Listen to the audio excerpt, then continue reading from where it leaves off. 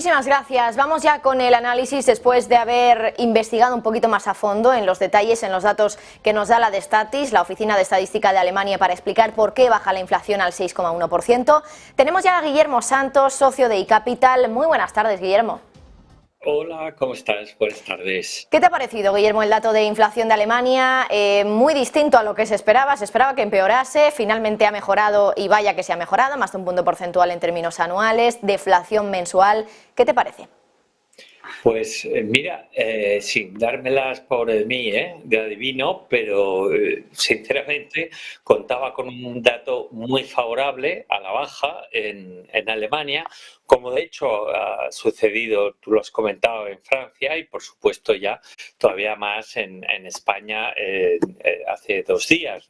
Entonces, al final se está confirmando la tendencia de moderación que la inflación en Europa al fin ha conseguido y se va a mantener.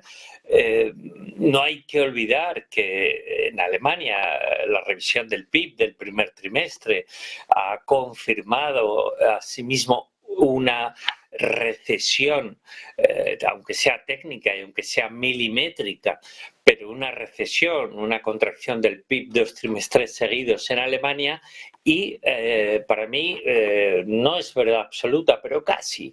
La recesión mata la inflación, con lo que es muy normal que la inflación vaya sufriendo y vaya retrocediendo, vamos a decir, a varios escalones, como en su momento subió, debido pues, a esta desaceleración que cada vez se confirma con más fuerza en Europa, no tanta en Estados Unidos, pero bueno, la aparente ralentización de la reapertura en China de su economía, y luego los tipos al final más altos, las subidas de tipos tienen un efecto, la inercia de esas subidas, su efecto es progresiva, ¿no? Es una inercia, no es de golpe.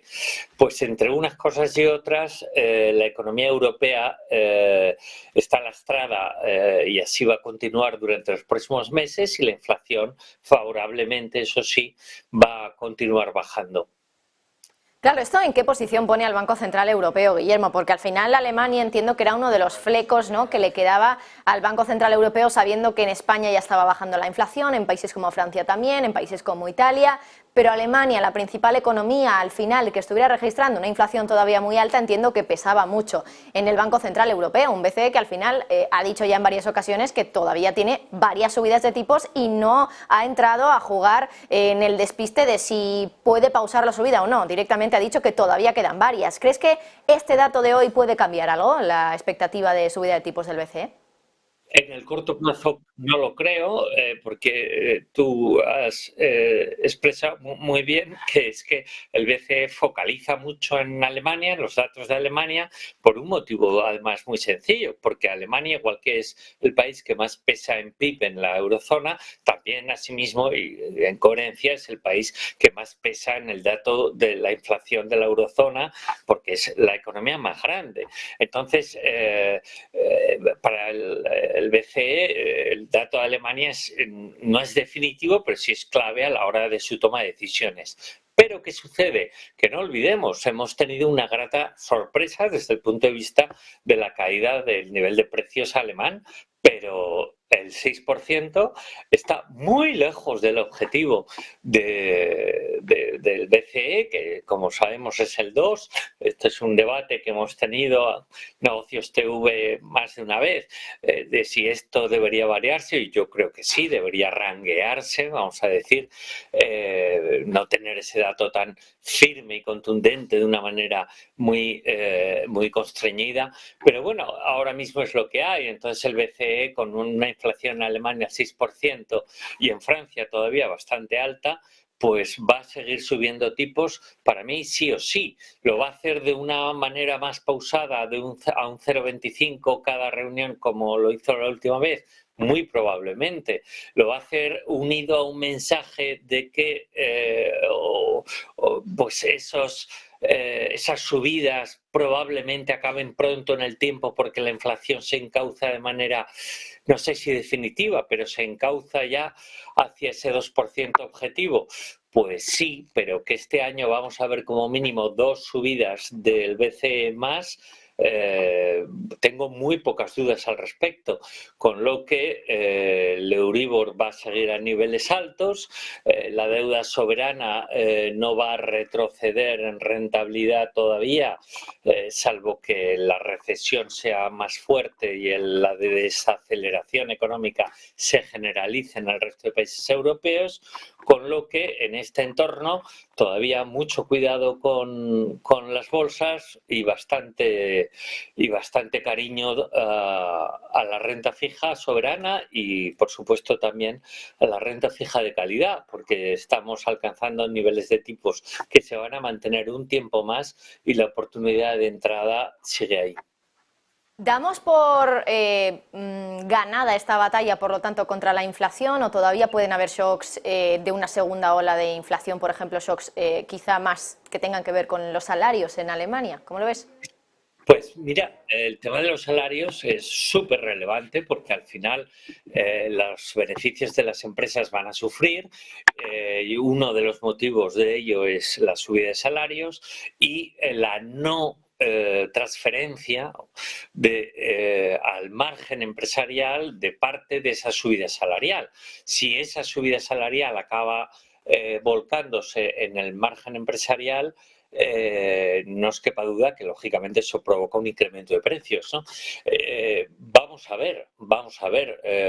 Ahí las negociaciones a efectos sindicales, o sea, en el ámbito sindical, tanto en empresas públicas como sobre todo privadas en Alemania, va a ser altamente influyente en que esa tendencia, como decía, se mantenga o no, o nos podamos llevar algún susto añadido. También hay un elemento que, bueno, parece que en el dato, porque el compañero lo comentaba, los precios de los alimentos parece que no han empezado a caer, pero no debemos olvidar que las materias primas agrícolas, que influyen enormemente y además enormemente con una correlación elevadísima en el precio final de los alimentos, alcanzaron máximos en mayo del año pasado, justo hace un año ahora. Entonces, normalmente ese proceso de caída de las materias primas agrícolas que tenemos desde entonces, desde hace aproximadamente un año, como digo, pues debería continuar, o como mínimo esas materias primas agrícolas no volver a la tendencia alcista que sufrimos en el año anterior y parte del 21. Entonces, ahí podríamos llevarnos una sorpresa. Yo creo que no, pero por supuesto tampoco es 100% descartable, igual que lo que comentábamos del traspaso de las subidas salariales al margen de las empresas y una subida de precios por ahí. En el caso de las materias primas agrícolas podría repercutir un cambio de tendencia, de nuevo ver esas materias primas agrícolas subiendo y que los alimentos lo reflejaran. Podría ser, tampoco es esperable. En definitiva, lo más previsible es que la inflación siga moderándose, con ella la presión hacia el Banco Central Europeo de subidas de tipos vaya cayendo, esa presión. No obstante, todavía probablemente veamos como mínimo 2 subidas más de tipos por parte del BCE en los próximos meses. Y quizás alguna sorpresa negativa podría venir, sí, pero poco, porque la recesión, como decía al principio, mata la inflación y ahora mismo el entorno económico, tanto global, en Estados Unidos especialmente, como también en Europa, como lo mostró Alemania la semana pasada con los datos del primer trimestre, va lentamente, no hacia una depresión, pero sí hacia una recesión técnica que debemos asumir y que el Banco Central deberá ir poco a poco intentando superar cuando la inflación, como digo, se acabe controlando con un cambio de tendencia en las subidas de tipos y quizá, no lo sé si a final de año, pero sí al comienzo del 24 veamos de nuevo tipos a la baja por parte de las autoridades monetarias, tanto en Estados Unidos como en Europa, y la economía reflotándose con ellas. Pues Guillermo Santos, socio de iCapital, muchísimas gracias. A vosotros, como siempre. Hasta pronto. Bueno, y más cuestiones que vamos indagando.